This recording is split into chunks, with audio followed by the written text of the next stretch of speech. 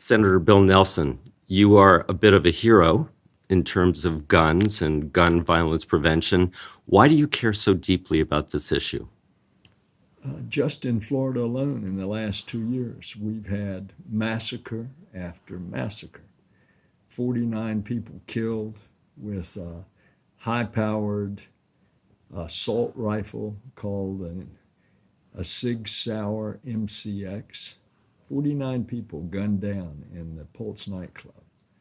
Another shooting with a rapid-fire handgun at the Fort Lauderdale airport, and now the school.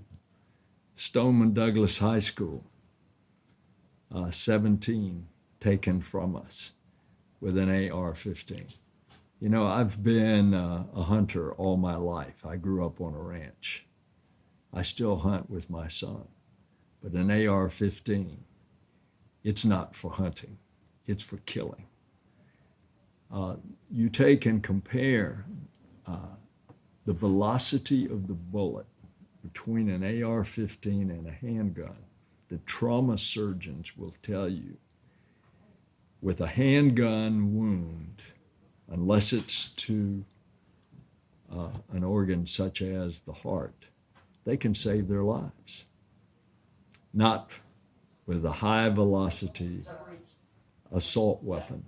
Now, Dianne Feinstein for years has had the assault weapons ban. You've been a co-sponsor on that, for a long time.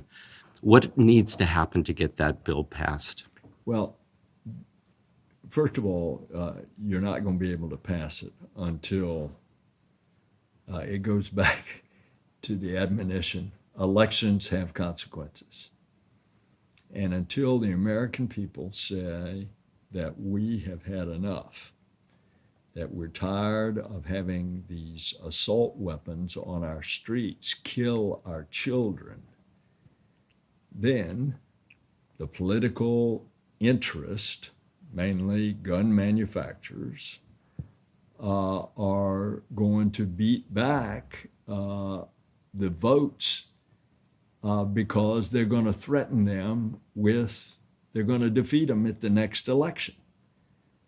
If every single person, the 68% of Americans that want to ban assault weapons, registered and voted, what could happen? Well, that would change it, because the majority opinion by far in this country, and certainly in my state of Florida, the majority opinion says, number one, almost overwhelmingly, close to 87% say, I want common sense, universal background checks before you purchase a weapon, or before a weapon would be acquired on something like the internet or a gun show. Universal background checks. And a overwhelming majority say that they want to get the assault rifles and the extended clips, what I call banana clips, because they're shaped like a banana, but they hold 30 rounds, to get those along with the assault rifles off of our streets. You're not going to get that until the American people say enough is enough and start making a difference at the elections. Now, you're one of a few co-sponsors on Jeff Flake's bill to raise the age to buy these guns to 21. Why are there only two co-sponsors on a bill like that? It must be a concern that the NRA has expressed in telling people not to go on legislation. What does the NRA do to intimidate your fellow members of Congress? Because they're obviously doing a pretty good job of that. Well, I think you're going to have to ask some that get intimidated because they always come and try to hurt me at an election time simply by spreading about how, they go out and say you're going to try to take away people's guns.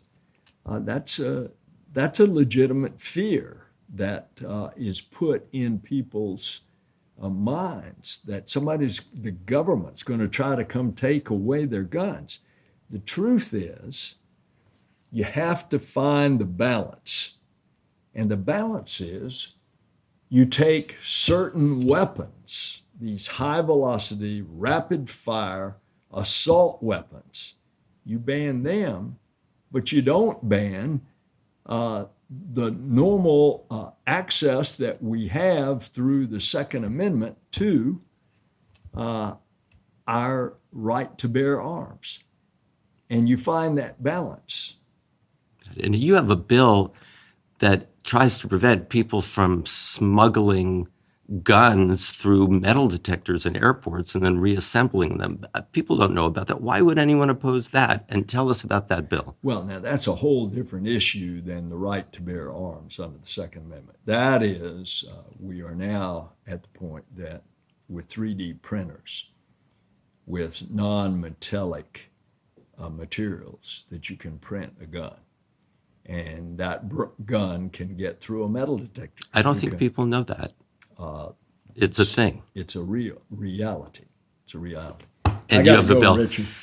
Okay, Bill, thank you. All right. Last quick question. Any words about Dianne Feinstein and her leadership for all these years on the assault? She's been terrific.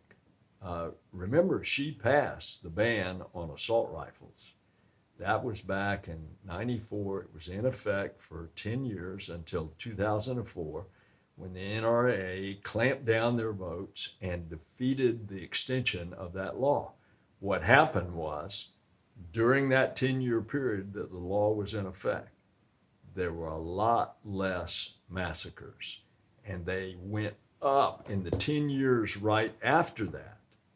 For equal comparison's sake, the number of deaths as a result of massacres from assault weapons exponentially went up. How proud are you of the Parkland students? Very, very proud. Okay, thank you, Senator. I'll be marching with them. Fantastic. I'll see you there on Thanks, Saturday. Richard. See ya.